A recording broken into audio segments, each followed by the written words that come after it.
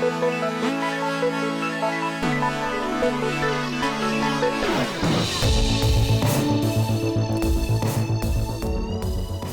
is going on, guys? My name is Griffin, and welcome to episode 6 of my 1.16 survival let's play. If you've been following along up till now, you know that we have recently set up a spawner XP farm, and we're working on making it look like something nice, not just like another farm that we go visit whenever we need something, but something that really feels like a part of the world.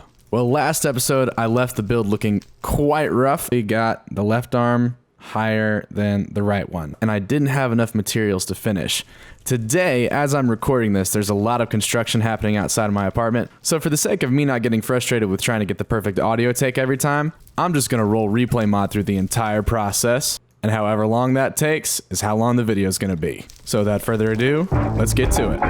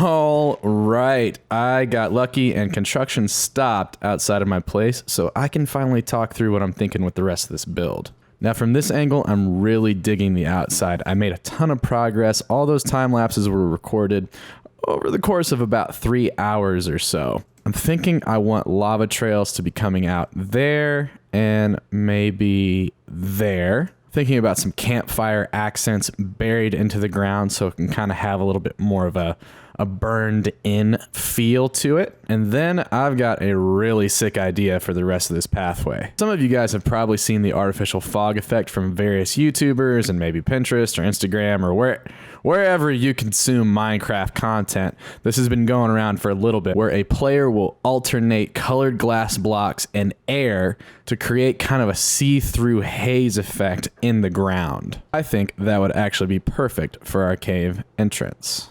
So our next order of business is going to be stashing all of the stuff that we used to get this far and then go on a sand collecting spree. Now, unfortunately, I am nowhere near a desert or a beach, so I'm gonna be getting sand from rivers. So wish me luck. Like, this nearby bank has got a good amount. Not gonna lie, this has got to be about the weakest buried treasure hunt ever. Hey Griffin, what are you digging for? Sand, bro. Literally just sand. Oh, you gotta be. Ugh. Raiding party.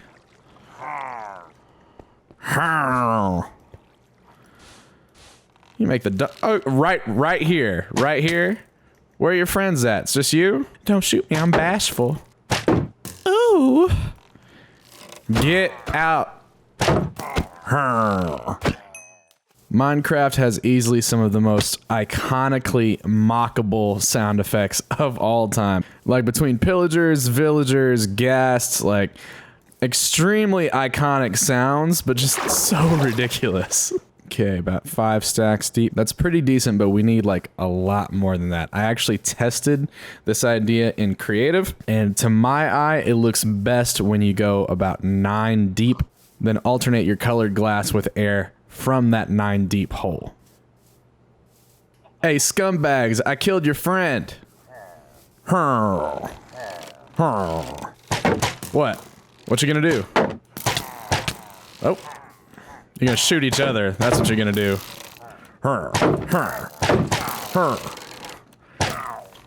Which one's the game? Which one's me?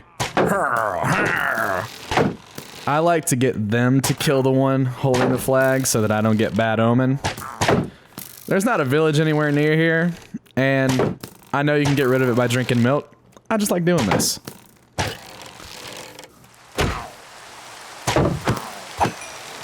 And it's raining. Time to get back to the hidey hole. This is one thing that the BSL shaders do really, really well is rain. All the colors get so desaturated, and it's almost scarier than nighttime, high key. I am lost and I do not feel like fighting.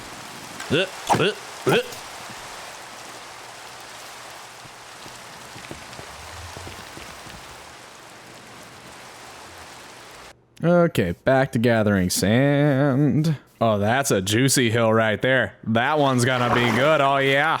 Yeah. Oh, yeah. All that delicious sand, oh yeah. What accent is this? Is this Chicago? I don't know. Look, I warned y'all I can get weird sometimes. You're the one still watching, it is on you. We're just gonna keep going until my shovel breaks. That was a lot sooner than I thought it was gonna be. Okay, so we got 1, 2, 3, 4, 5, 6, 7, 8. 8 stacks of sand. I think that should be plenty at least to get started. We can reevaluate as we go. For now, I'm gonna head back to Griffin's Point and we're gonna put in some work on the super smelter. All right, we're here in the armory / super smelter room of Griffin's Point. I am really proud to say that I figured out the redstone for this super smelter all by myself. This is my confession. I am not a redstone guy, even a little bit. It's not to say that I don't appreciate redstone work. It's just not my cup of tea. Like, those guys will spend hours and hours building something, and for every hour that they spent making the redstone work, I just feel like you could have made the build look better. I don't know. I'll probably have a change of heart. Honestly, I need to learn more redstone because it is super cool. It's a whole part of the game that I've not really explored in the 10 years that Minecraft has been out. But for now, heck no. Anyway, this is really simple. I figured out the design all on my lonesome. There are 2 minecarts with hoppers beneath these chests. The top one takes the material to be smelted. The bottom one takes coal. And then you just come down here, you flick the switch, the carts go across that way, they pour the materials into these hoppers, the hoppers then pour the materials into the furnaces then transfer the materials when they're done into hoppers that are underneath them, and they all chain back into this chest right here. As it goes back and forth and empties out the materials that are in it, it'll just keep taking from this chest. Then we'll put our coal in the bottom, and then we'll come down here and look at the flick of the switch. Oh, that's beautiful. You love to see it. So in the time that it takes to smelt 1, it's actually going to smelt 16 blocks at a time. So we can just sit here and watch glass pour into the output chest. This is a million times better than smelting individual stacks yourself manually. The downside is you don't get the experience from these furnaces from smelting, but at this stage in the game, you should have a farm for that. Now, while that's going, I need to figure out where I'm gonna get the dye for all this red glass that I wanna make.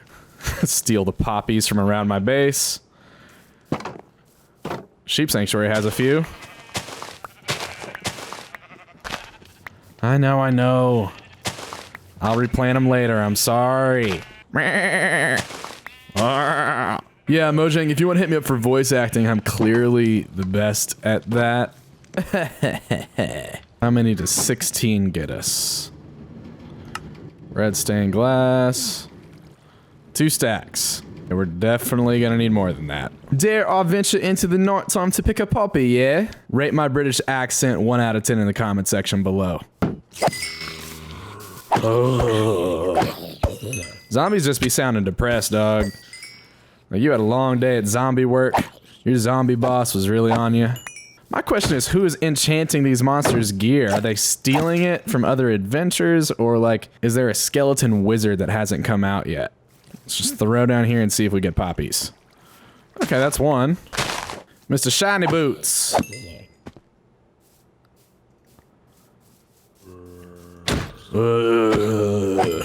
And then that phlegm sound when they die.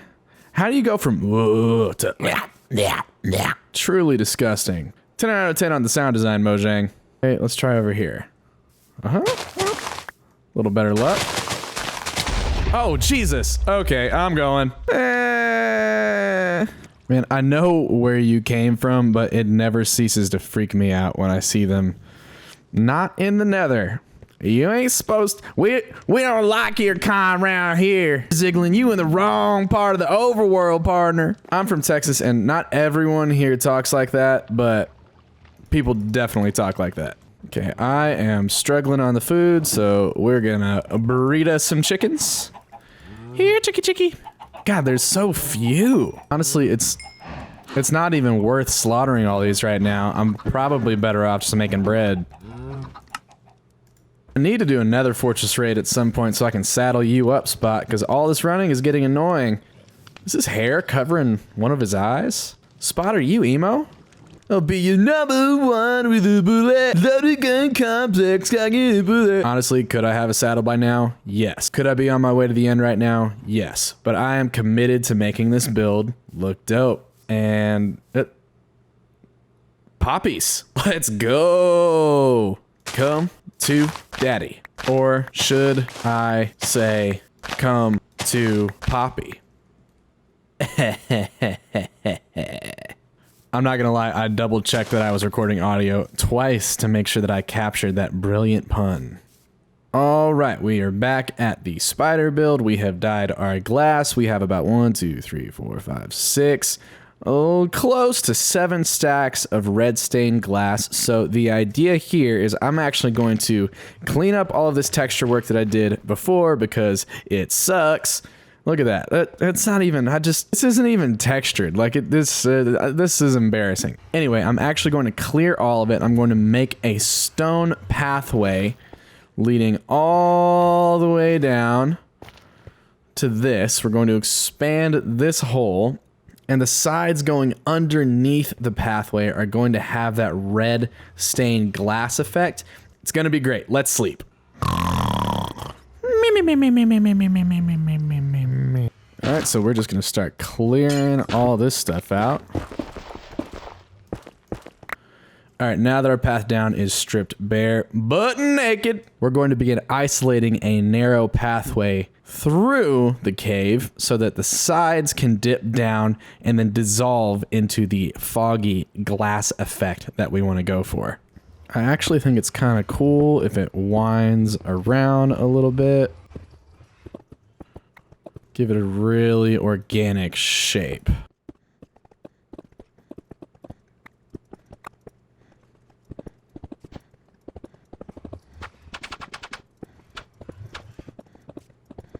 Okay, now that is beginning to look a little bit more like an evil cave entrance. Now the sides are going to be where we do our fog.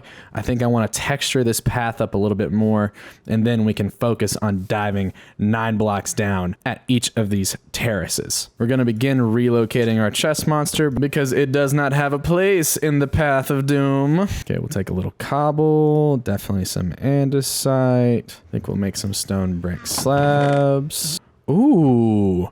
I actually didn't think I was going to use basalt, but basalt would actually be perfect here. So let's just start. No, I want it facing up. Come on. There we go. And the whole point here, guys, is just an organic feel. There's not really a right or wrong way to do this. It's really just whatever looks good to you in the moment. If it doesn't look good, then don't do it. And again, we're just focusing on very organic textured placement. And then the other thing I like to do is I like to just walk my path when I'm done. I want to see how it feels going up and down.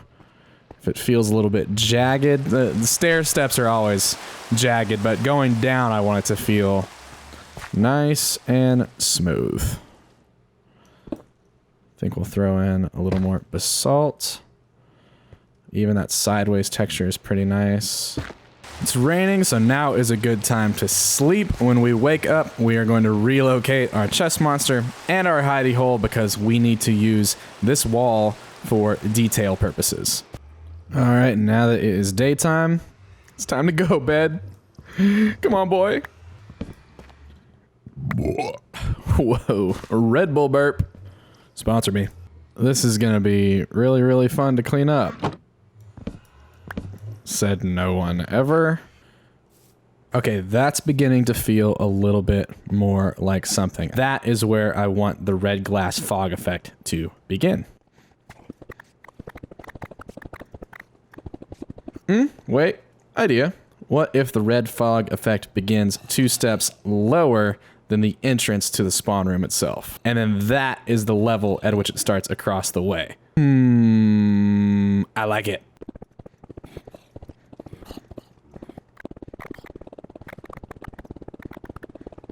Man, I'm almost gonna need a ladder out of here because it's not gonna be practical to keep making dirt towers to get out of here, especially if stuff starts spawning.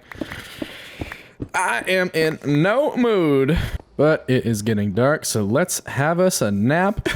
Our first nap in our new hidey hole. The pink door is so fetch.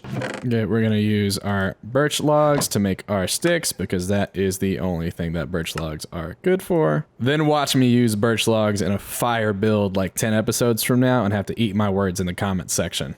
And we'll have our ladder down on this side.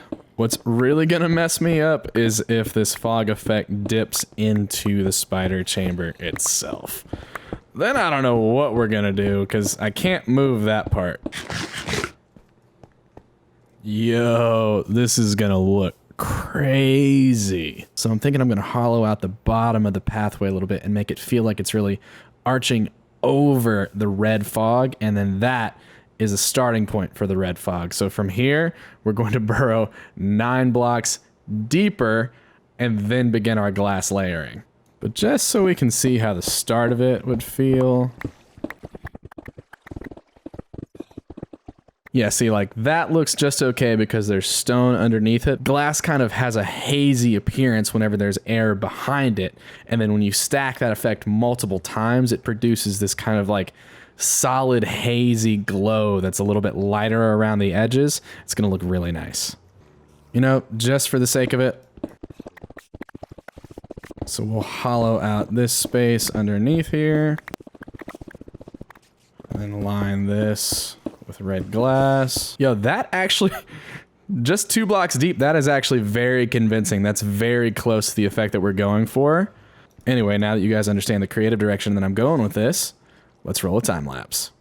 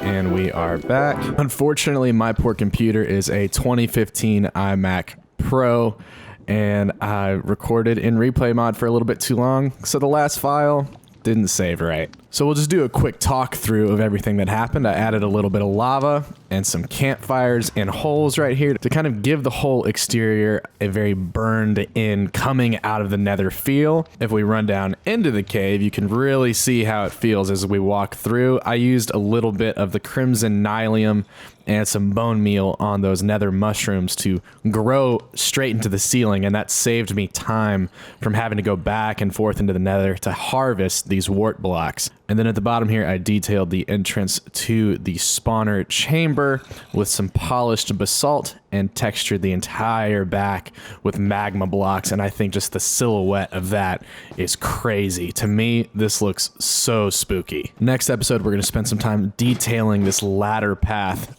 downward and fleshing out the kill chamber itself. But for now, this is the end of episode 6. My name is Griffin. If you're enjoying the content, feel free to like this video, subscribe to the channel. There's way more where that came from. I'll see you next time.